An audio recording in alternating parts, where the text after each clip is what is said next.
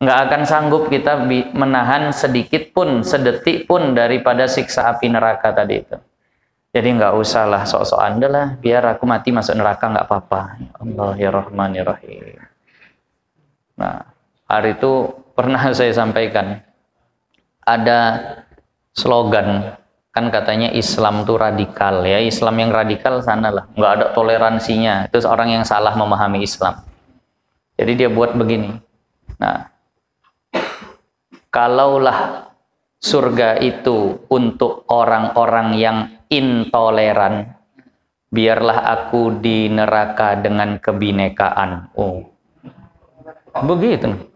Ini ngomongnya karena belum masuk neraka. Kalau udah masuk neraka nanti, wah, nggak ada lah ini itu segala macam. Karena sakitnya luar biasa. Kita akan menyesali semua yang kita bela kalau akhirnya kita masuk neraka.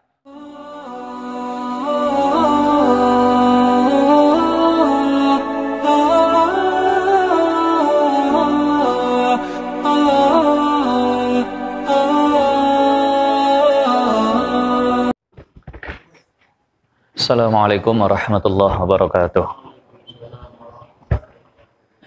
Bismillahirrahmanirrahim. Limardatillahi subhanahu wa ta'ala wa hidayatihi wa inayatihi wa taufiqihi wa ila hadratin nabiyil mustafa Muhammad wa ala alihi wa sahbihi ajma'in li jami'i masyayikhina wa murabbina wa mursyidina wa liwalidina wa khususan limuallifi hadhil kutub al-fatihah.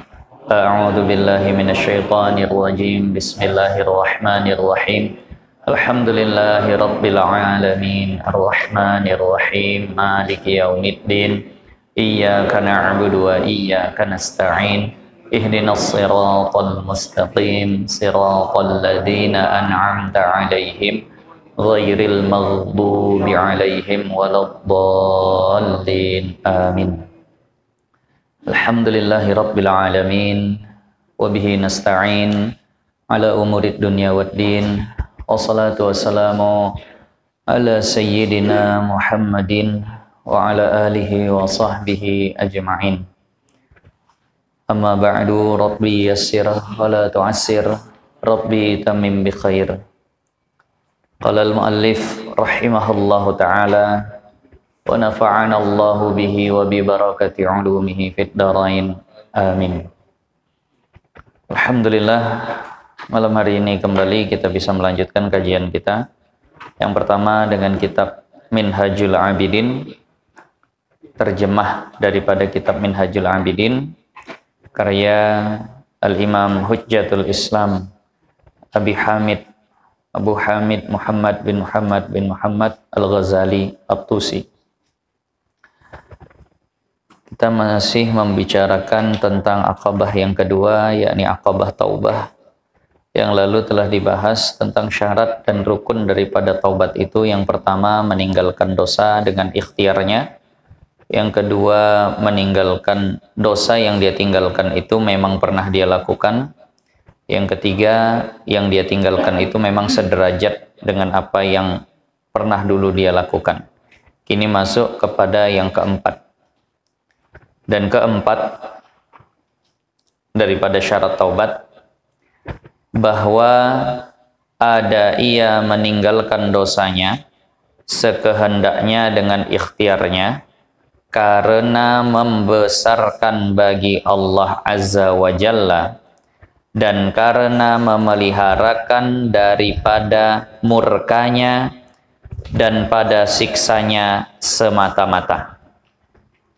Syarat taubat yang keempat, yang terakhir, bahwa dia tinggalkan dosa itu, dia tinggalkan kemaksiatan itu, alasannya memang karena Allah Ta'ala, karena ingin mendapat ridho Allah, karena takut mendapatkan siksa Allah,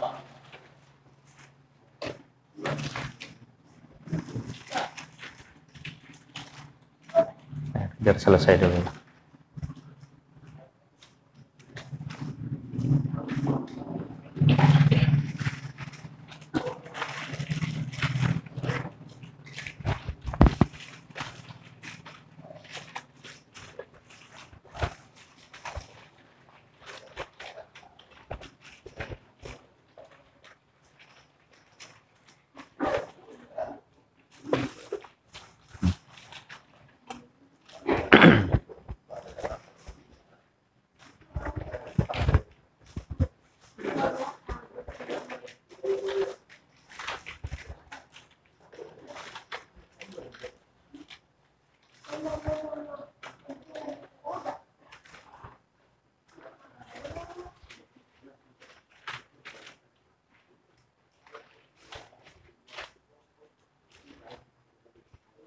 Nah, kembali kita lihat kitab kita. Bahwa alasan seseorang meninggalkan kemaksiatan itu karena memang takut kepada siksa Allah, memang karena Allah semata-mata, bukan karena takut bagi dunianya atau karena takut gugur daripada manusia, atau dituntut, dipuji, atau berkehendak sebutan pada orang banyak. Nah, jadi niatan meninggalkan maksiat jangan sampai ada karena urusan dunia. Mau mencalonkan diri jadi anggota legislatif, jadi anggota dewan. Kalau masih terlibat perkara-perkara yang tergolong penyakit masyarakat, judinya, minum khomarnya, segala macam, kayaknya bakalan payah dapat suara. Akhirnya dia tinggalkanlah sementara. Atau dia niat, aku tak mau lagi lah melakukan hal itu. Kenapa? Tak ada nanti yang milih aku kalau seandainya aku lakukan itu. Ini tak tobat namanya kalau begini. Nah. Atau karena dunianya, termasuk karena kesehatannya. Kenapa tak minum khamar lagi? Kenapa tak mabuk-mabukan lagi? Nah, udah kena penyakit parah. Nah, asam urat, ini, itu, segala macam. Kata dokter tak boleh lagi minum begitu, tambah parah nanti. Alasan taubatnya berarti karena kesehatan. Maka ini juga belum disebut dengan taubat. Atau karena memang perkara yang lain lah. Tak main judi lagi, Pak. Tak lagi minum minuman keras. Nah, tak layak lagi aku begitu. Kenapa? Aku kepala desa. Apa nanti kata orang? Kata orang berarti. Nah, ini berarti semuanya alasannya bukan karena Allah. Maka kalau ada orang meninggalkan kemaksiatan dengan karena orang, takut apa dibilang orang, takut kesehatannya, takut hartanya, ini itu segala macam, maka yang seperti ini belum memenuhi syarat taubat yang keempat. Nah, atau dhaif pada dirinya, atau papa, atau karena memang dirinya lemah, atau karena memang sudah tak punya uang, papa, atau yang lain daripada yang demikian itu, maka inilah syarat taubat. Tapi ya begini, untuk tahap awal, tarhib, motivasi ataupun ancaman dengan keduniaan gitu pun ya jadilah. Tapi nanti jangan itu terus batasannya. Karena memang begini, Rasulullah sendiri terkadang mentarghib manusia melakukan ketaatan itu dengan dunia. Terkadang Rasulullah mentarghib, memotivasi umatnya untuk melakukan ketaatan, terkadang iming-imingnya dunia, ada juga yang seperti itu. Rasulullah bersabda, "Man qara'a suratal waqi'ati fi kulli lailatin lam tusibhul faqah," atau kama qala. Barang siapa yang setiap malam membaca surah Al-Waqi'ah, maka dia tidak akan ditimpa kemiskinan. Kemiskinan itu dunia atau akhirat? Kan dunia. Berarti Rasulullah ada mengkaitkan satu amalan, satu ibadah dengan ganjaran dunia. Tapi ya untuk awal, untuk permulaan, ini bolehlah. Karena terkadang kita ini dalam beragama, beribadah masih kayak anak-anak. Nah, tak sadar mana yang baik, mana yang buruk, harus dikasih iming-iming dulu. Kan begitu. Kayak anak lah disuruh belajar. Padahal belajar tuh faidahnya tuh kan luar biasa. Tapi kan tak langsung sadar nih. Akhirnya kalau kau mau belajar, besok ayah ajak jalan-jalan. Jalan-jalan itulah jadi motivasinya. Padahal tak jalan-jalan pun belajar tuh ngasih faidah yang lebih luar biasa. Nah, jadi baca waqiah seandainya tak pun dapat selamat dari miskin, itu udah lebih luar biasa lagi nanti di akhirat. Tapi terkadang belum sampai ke situ derajat makom seseorang.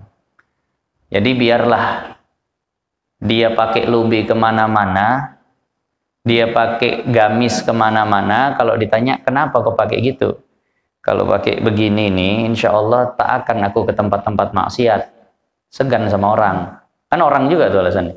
Apa kata orang pakai lubi datang pula ke meja-meja biliar, apa kata orang kalau pakai baju begini datang pula ke warung-warung tempat orang main kartu, kan tak cocok. Walaupun awalnya kata orang, tapi setelah itu terus mengaji kan terluruskan niatnya.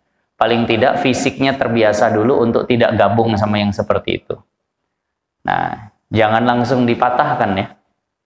Kau kalau begitu tak betul kok, masih nengok orang segala macam. Ini masih makom dia seperti itu. Nanti pelan-pelan baru diluruskan. Jangan lagi karena orang.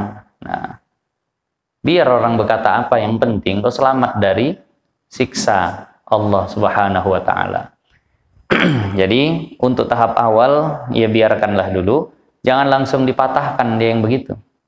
Nah, tengok kemana-mana udah pakai baju kuku, udah pakai baju sholat, iya. Kalau tak begini masih mau kadang singgah-singgah di warung main kartu, main dam segala macam. Tapi kalau begini kan tak enak ditengok orang. Masih ditengok orang berarti. Nah, ya balang, ketimbang ditengok orang pun tak malu, mending masih ada malu ditengok orang. Nah, karena memang terkadang pandangan orang walaupun bukan penentu, tapi terkadang itu juga menjadi pertimbangan. Karena Rasulullah bilang begini, kullu ummati mu'afa. Semua umatku itu bisa diampuni, bisa diselamatkan. Illal mujahirin, kecuali para mujahir. Mujahir ini yang terang-terangan bikin maksiat di depan orang. Udah tak ada malunya sama Allah, sama orang pun tak ada malunya.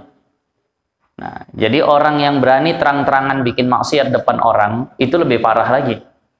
Nah, itu lebih parah lagi. Jadi orang-orang yang mujahir seperti ini, pertama, kalau digibah sebagian ulama mengatakan tak berdosa. Kenapa? Karena memang udah terbuka, dia begitu semua. Udah terang-terangan. Nah, yang kedua akan sulit mendapatkan ampunan Allah. Nah, kalau nggak tobat, kalau bertobat ya tetap dapat insya Allah. Nah, jadi ini. Maka inilah syarat taubat dan rukunnya. Jadi 4 inilah syarat taubat dan rukunnya. Sekalian syarat dan rukun. Maka apabila hasillah dan sempurnalah baginya. Kalau 4 ini sudah terhasil, sudah sempurna, maka yaitulah taubat sebenarnya. Inilah yang disebut dengan taubatan nasuha. Taubat sebenar taubat.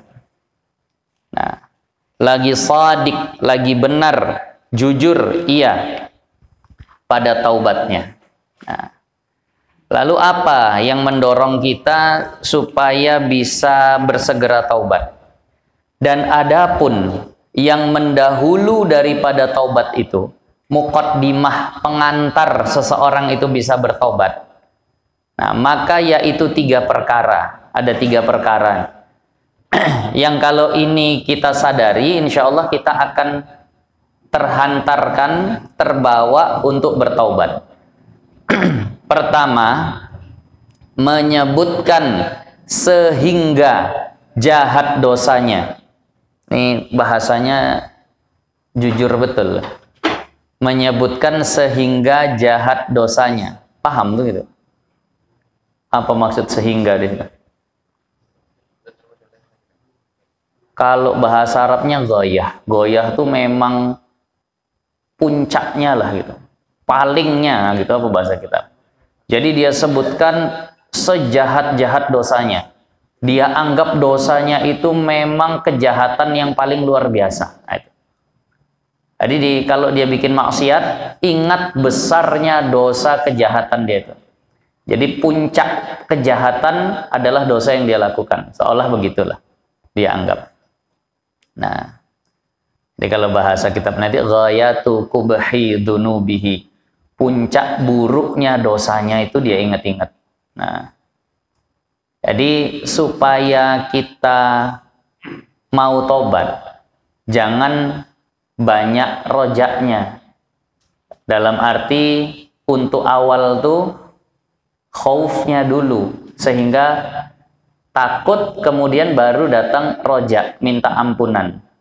Nah, jangan gak ada takutnya sama dosa. Itu yang kita katakan, walaupun dosanya kecil, tapi kan luar biasa kalau seandainya kita ingat ini kita melakukannya kepada siapa. Sebagaimana yang kita pernah sampaikan, dalam satu riwayat dikatakan, idza adnabta dzamban saghiran fala tanzur ila sigharih.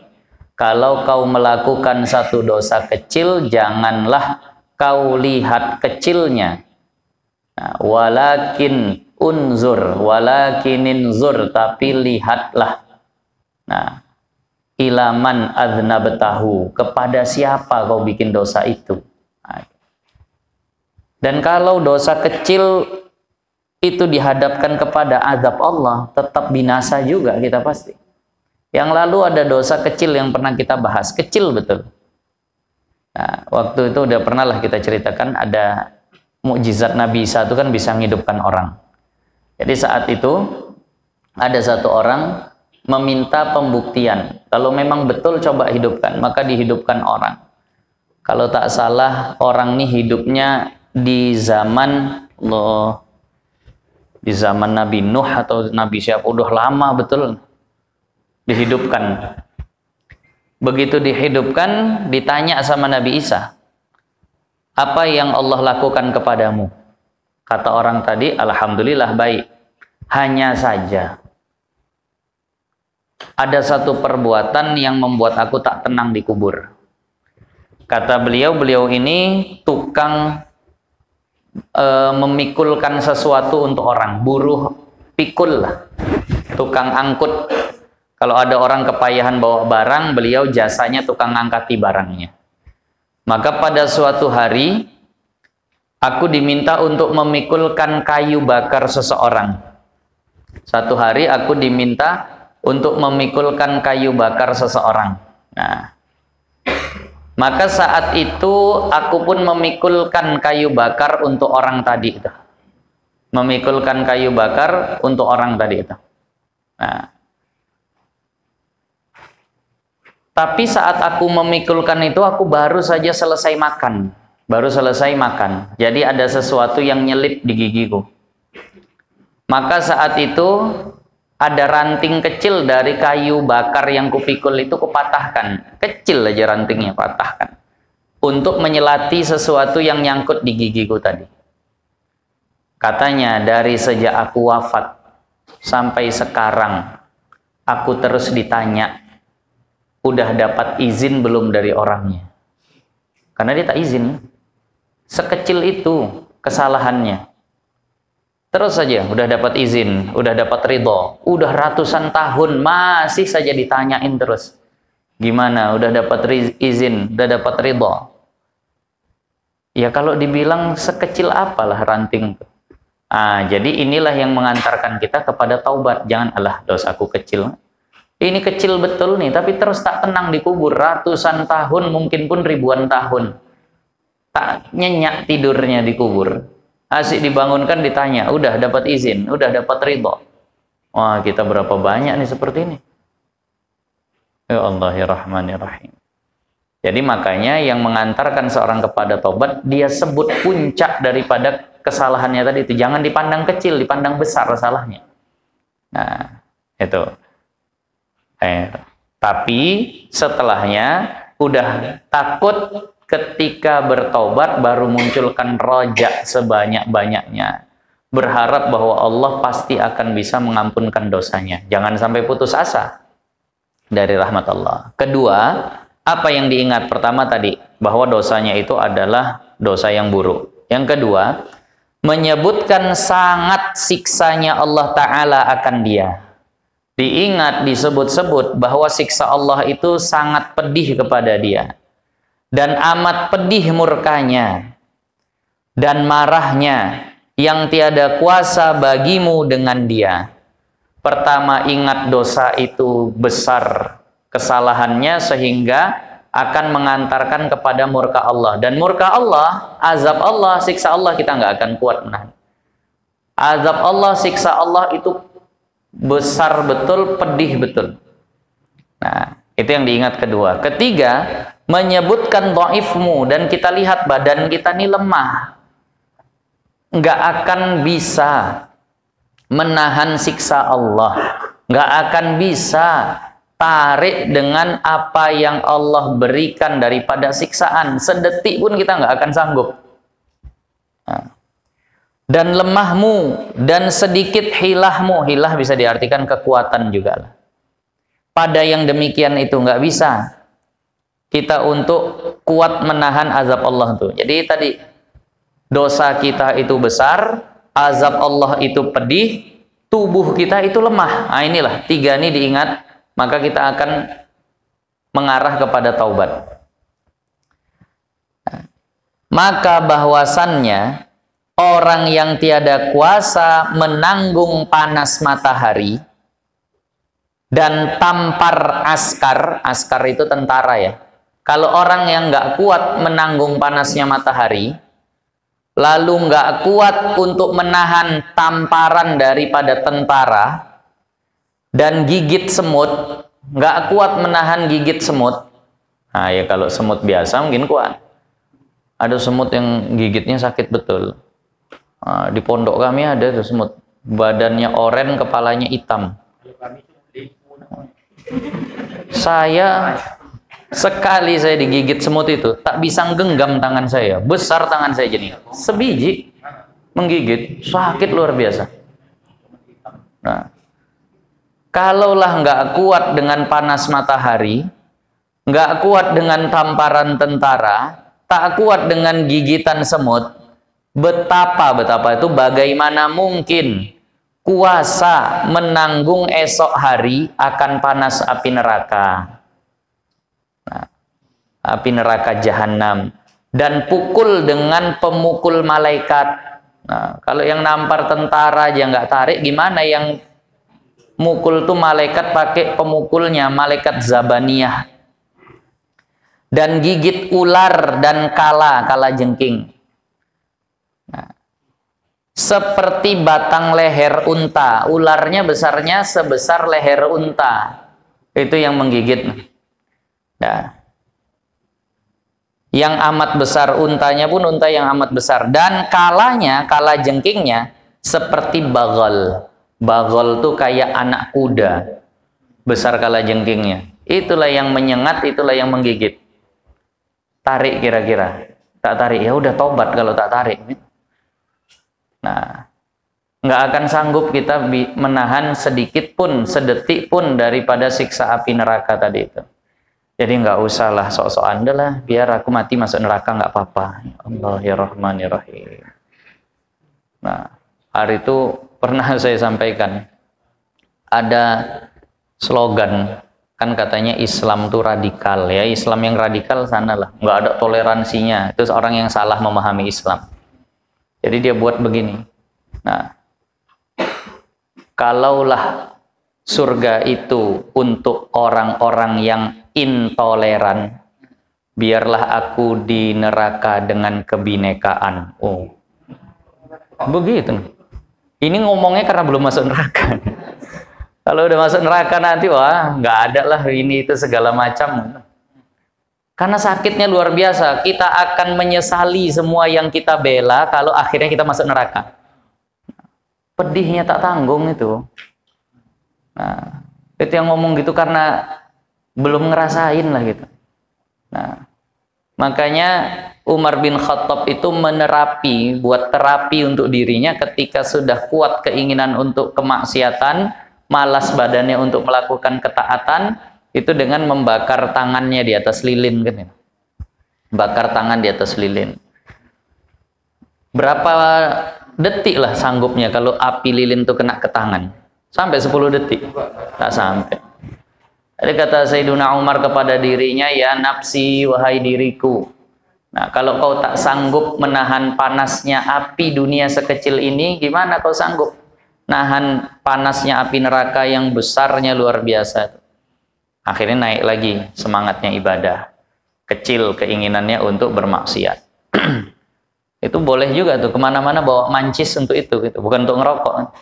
Nah, nampak mau bermaksiat, hidupkan, bakar tangan. Oh panas, dah nanti di neraka begitu dah. Nah, jadi bukan untuk merokok. Ada mancis, ada. Ngerokok Bapak enggak, untuk ingat api neraka. Itu kisah ada di dalam bukunya Ustadz Abdul Somad. Ada bukunya warna pink itu. Semua ada saatnya atau apalah itu, terjemahan. Itu ada kisah yang bagus juga. Nah, ada seorang perempuan lagi praktek kuliah, kemudian nyasar lah bahasanya di satu tempat di padang pasir. Udah sampai malam, tak dapat tempat, tengah padang pasir. Rupanya ada rumah kecil, dia masuk ke situ. Ternyata rumah itu isinya anak lajang, satu orang. Ya bingung lah perempuan nih, anak lajang tuh pun bingung. Nah, malam-malam ada perempuan pula, dia sendirian. Tapi ditengok luar bahaya betul kalau dibiarkan di luar. Akhirnya mau tak mau, dipersilahkanlah perempuan itu masuk. Disuruhlah tidur di atas kasurnya, dia di bawah. Nah, karena udah ngantuk perempuan itu tertidur, kemudian terbangun. Begitu terbangun terkejut perempuan nih. Laki-laki itu memunggungi dia, depannya ada lilin. Nah, nanti nampak tiba-tiba tangannya diletak di atas lilin. Habis itu balik lagi. Nanti tiba-tiba diletak di atas lilin. Ketakutan perempuan nih, dukun rupanya laki-laki. Dijampi-jampinya aku, dibaca-bacainya segala macam.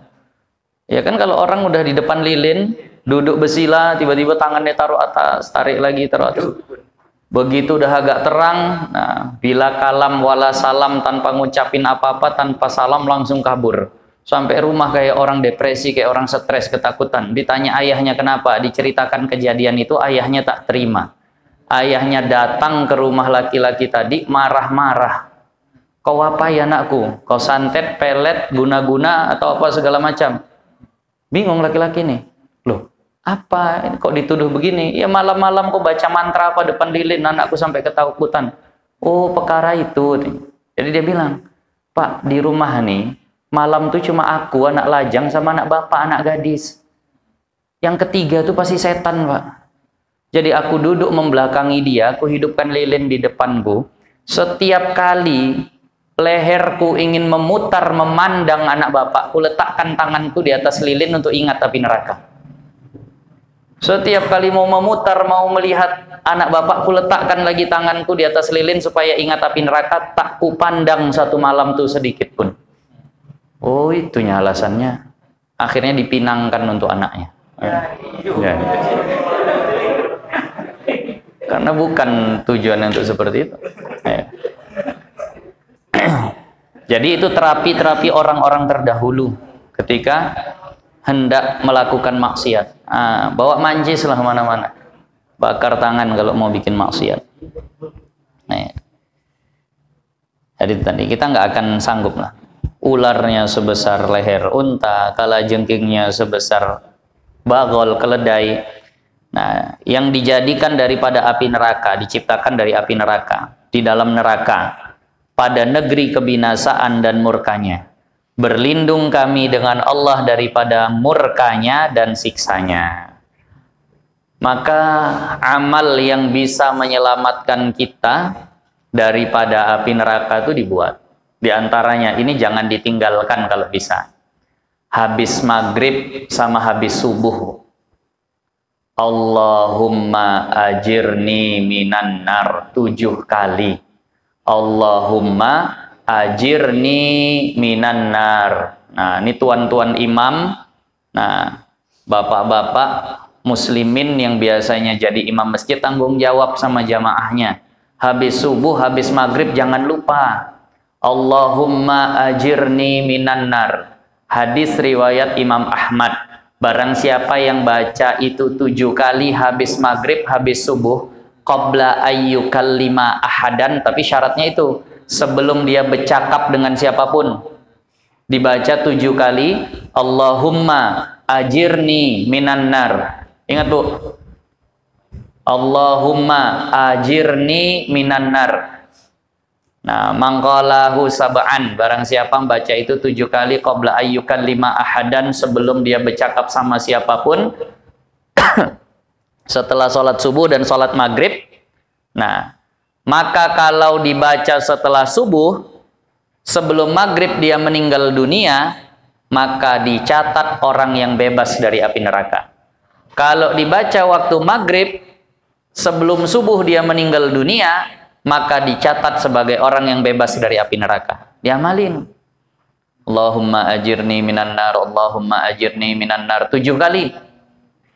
7 kali lepas subuh, 7 kali lepas maghrib. Nah, jangan sampai lewat. Imam-imam lah yang untuk mengingatkan ini. Nah, tambah sedikit nggak apa-apa lah, duduk Allahumma ajirni minan nar paling 10 detik selesai. Kalau 7 kali itu. Nah, tapi ganjarannya Masya Allah luar biasa. Nah, kalau imam yang baca nggak masalah, tapi ya harus diikutilah sama makmumnya. Sekedar imam mengingatkan.